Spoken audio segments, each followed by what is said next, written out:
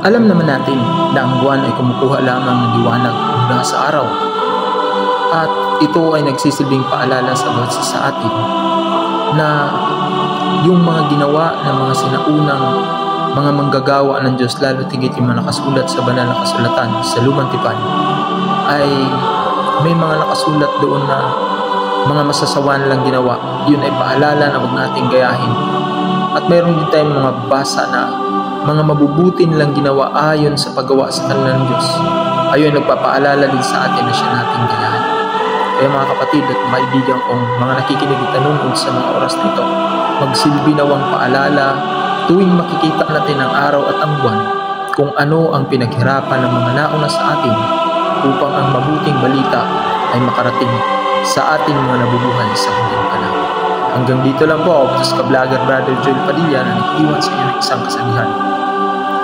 Nakikita natin ang lumang tipan, lalo't higit ang kanilang mga nagawang kabutihan.